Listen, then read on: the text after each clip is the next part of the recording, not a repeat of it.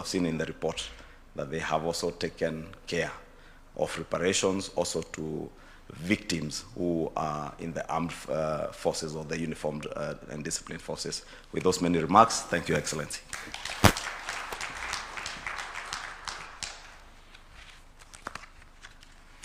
Thank you, sir. May you allow me now to invite the Honorable Kipchumba Murkomen, the Cabinet Secretary for Interior and National Administration.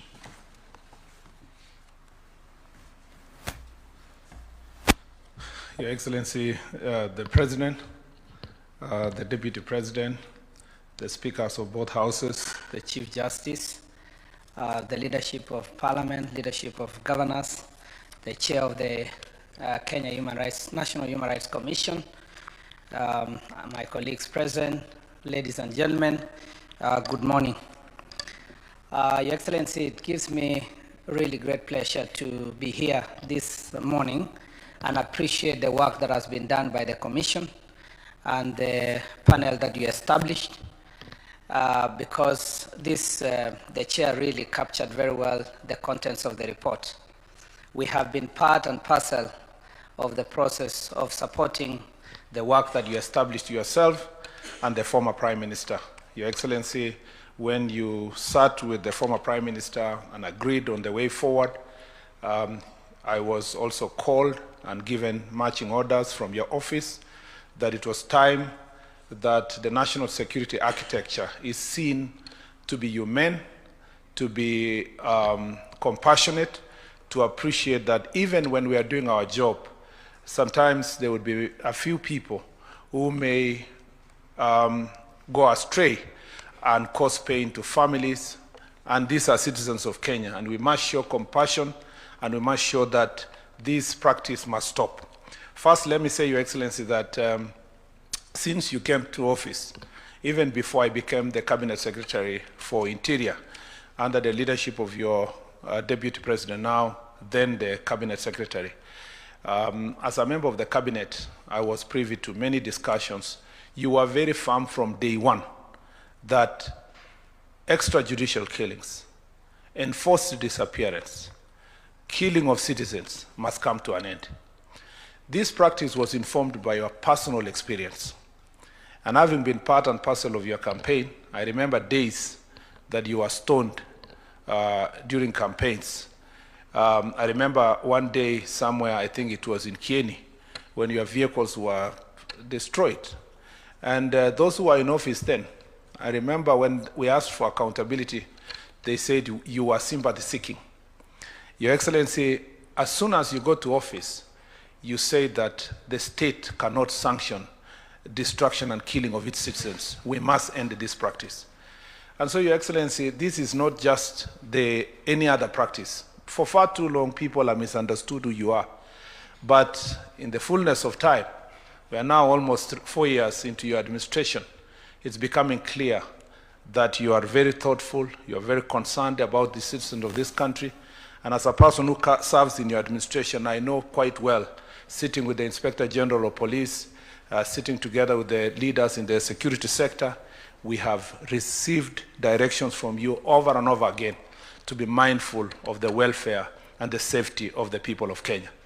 Therefore, Your Excellency, as we move forward, we will be very deliberate in ensuring that these recommendations are implemented to the latter.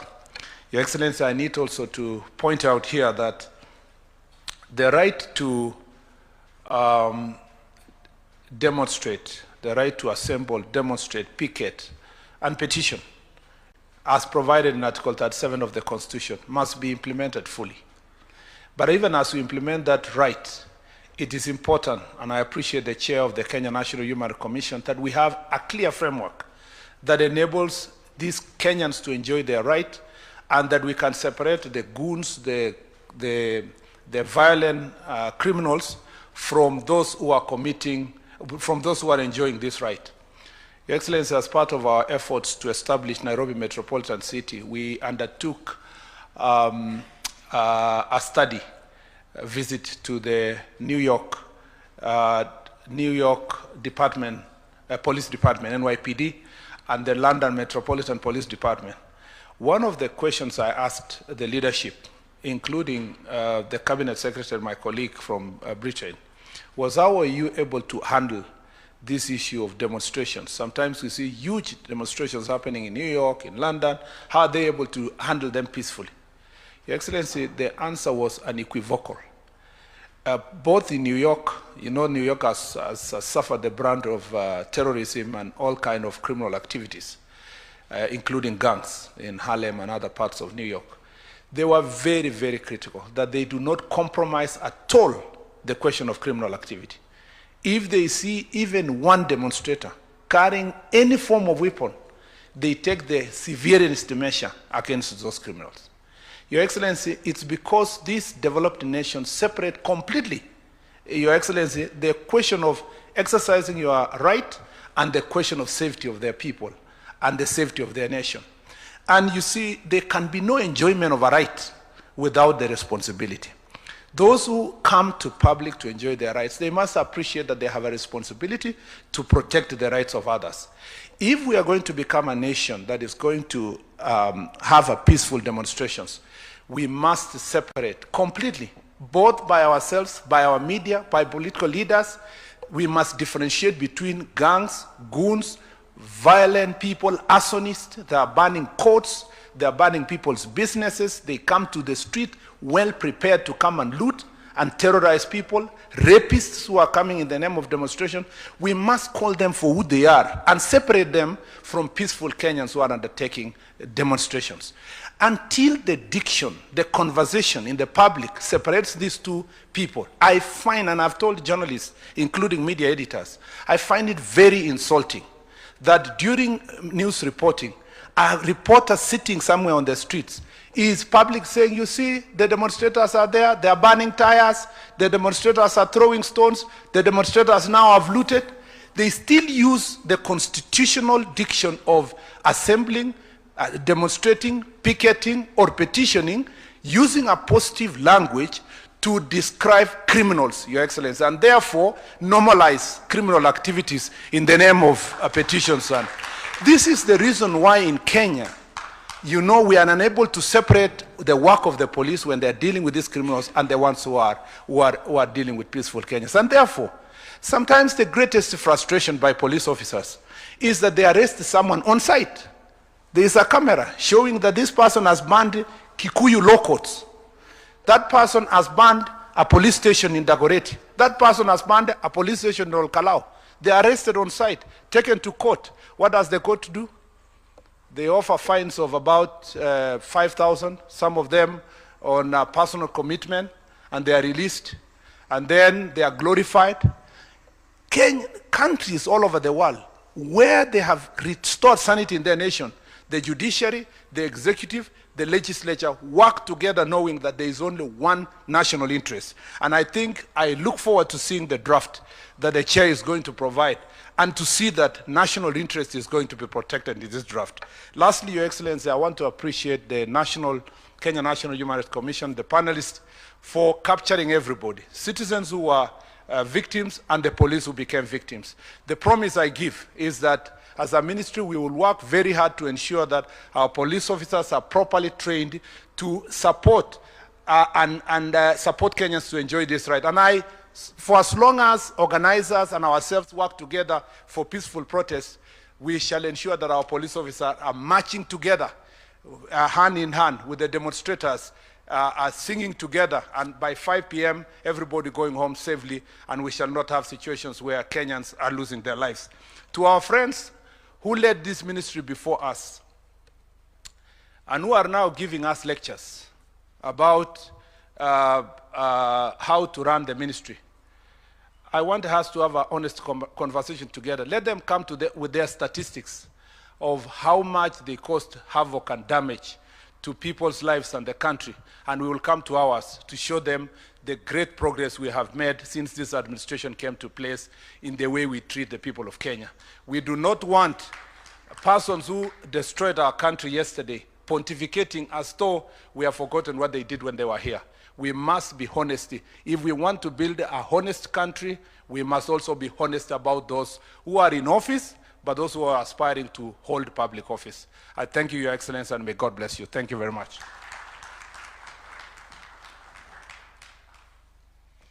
Your Excellency, sir, allow me to invite the Right Honorable Amason Kingi, the Speaker of the Senate.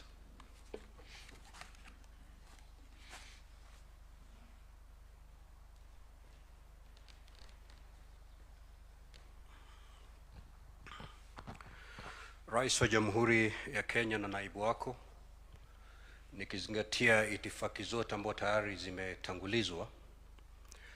Rais, siku ya leo ni siku ya kihistoria ambao kwa mara ya kwanza waathirika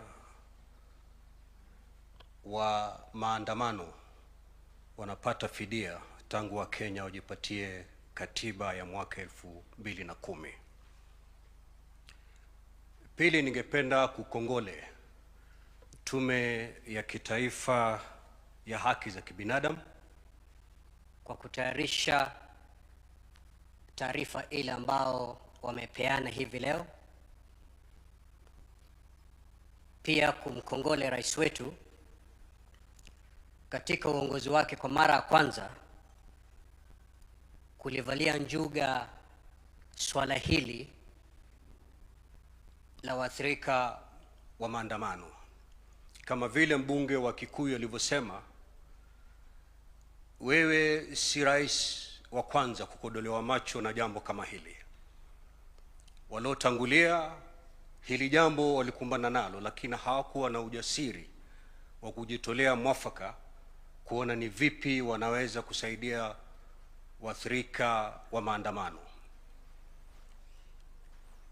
Rais, nahodha mzuri hapati sifa wakati bahari imetulia. Nahodha mzuri atapata sifa wakati bahari ina mawimbi, lakini anadondosa meli mpaka bandarini. Huyo ni nahodha mzuri. Umejitolea kimasomaso na ukomavu, kitu ambacho kilishinda waliokutangulia. Leo hii umekifanya kimefanyika. Kongole rais wetu.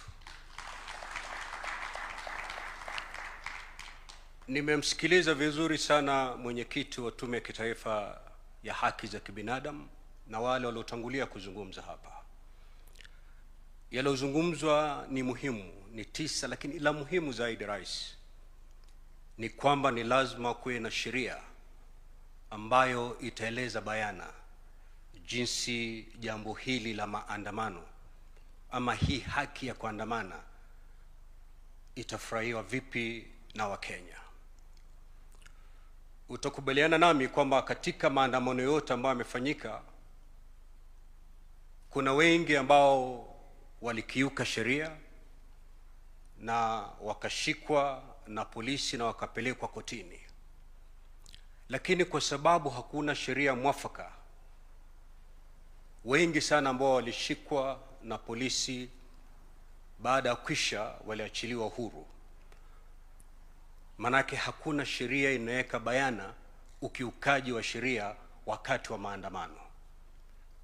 Na jaji mkuu yuko hapa na wanasheria wako hapa. Kuna msemo wa Kilatini, a Latin maxim, rais, ambayo inasema kwamba nalum crimen sine lege. There can never be a crime without the law.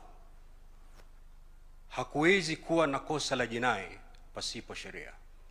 Ndio maana ni muhimu sana, na nataka ni mkongole tena mwenyekiti wa Tume ya Kitaifa ya Haki za Kibinadamu kwa kusema kwamba baada ya kwisha wataleta sheria bunge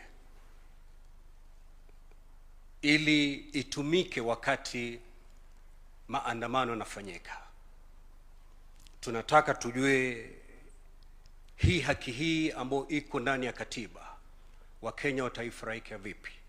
Na sheria hii si kubana kufurahia kwa haki hii kwa Wakenya, bali ni kuweka bayana ni vipi haki hii inaweza kufurahiwa na Wakenya. Manake ile sheria ikibana haki hii, bila shaka ikipelekwa kotini itaharamishwa. Kwa hivyo letu kama vile viongozi wa bunge walivyosema, na kisha kwamba sheria inapokuja pale, sisi kama washikadau tutaona ni vipi ambavyo tutasaidiana kuona kwamba ile sheria imepita. La mwisho ni kumuenzi Mheshimiwa Raila Amolo Odinga kwa ukakamavu wake kudhibiti safari ambayo ilikuwa na utelezi mkubwa, lakini alisimama kidete mpaka leo hii tumesimama hapa. Mimi nataka niwapatie kisa kimoja kuonyesha kwamba Mheshimiwa Raila Odinga ikija kwa mambo ya haki za kibinadamu hayumbi. Nakumbuka rais mwaka 2009 wakati wa serikali ya